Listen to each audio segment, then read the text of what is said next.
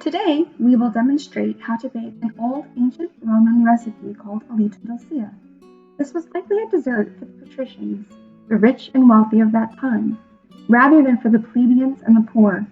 This is not an overly complicated dessert to make, so don't feel intimidated to give this recipe a try.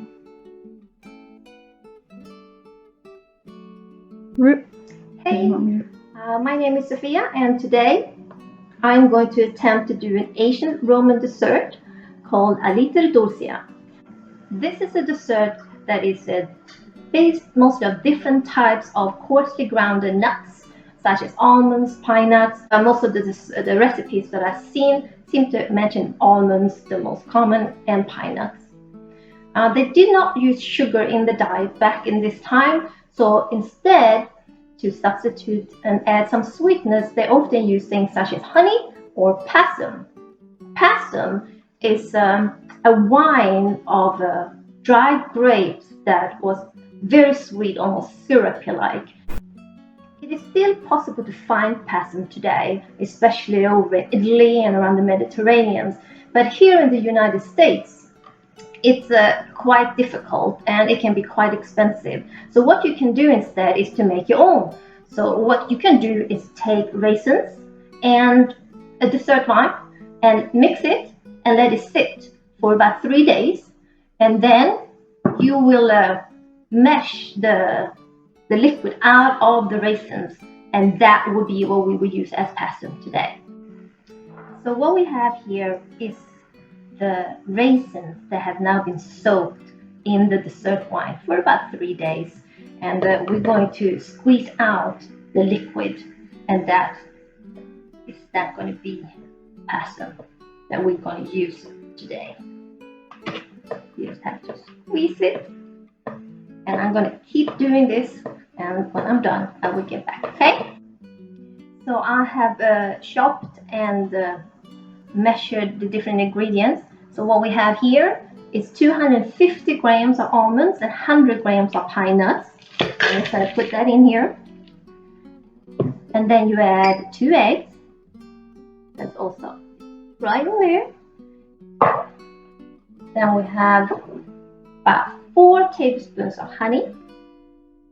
That's to help sweeten it, since we're not using sugar like I mentioned before. And then we have about 50 milliliters of the passum that we made and 50 milliliters of milk. So here is the passum, the milk, and about a tablespoon of roux is what the original recipe calls for, but roux is also hard to find fresh today, so they say any bitter herb you can use for a substitute, and we ended up finding dandelions, which is a great substitution, so that's what we're using today again. Okay. Roux is an herb sometimes used for its medicinal attributes, but in foods and beverages, roux and its oils are used as flavoring.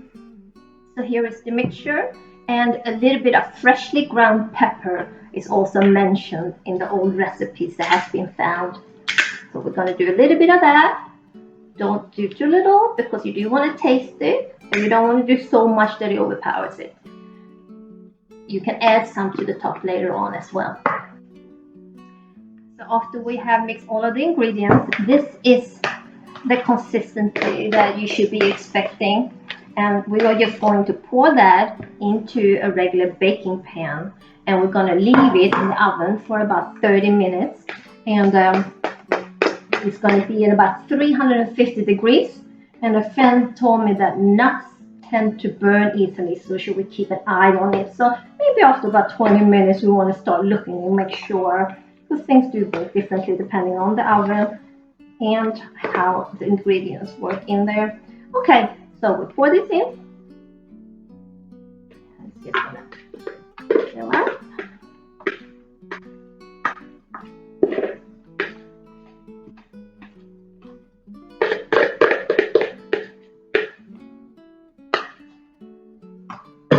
I don't want to smoosh it too much, because it's gonna be some type of cake, so you don't want it to be too dense, but I do kind of want to move it out a little bit so it will cook evenly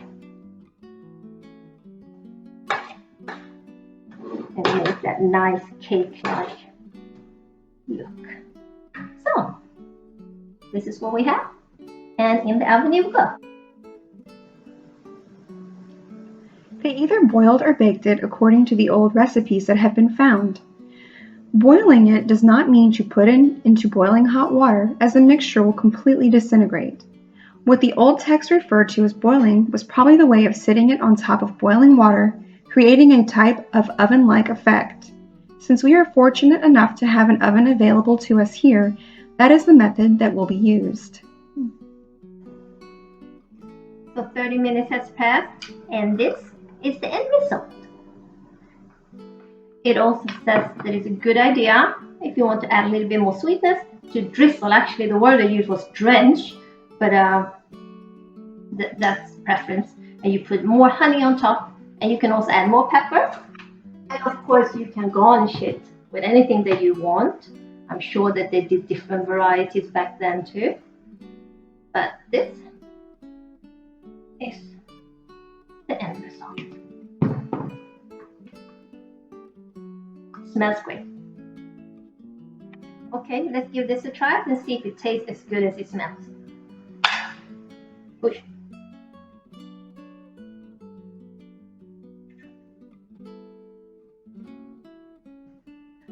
Very nice. I would actually add a little bit more pepper on top of that, and maybe a little bit more honey as well. But like I mentioned before, that's a preference. But it's a very nice, nutty and rich cake, and the pepper adds a little bit of pop of something different.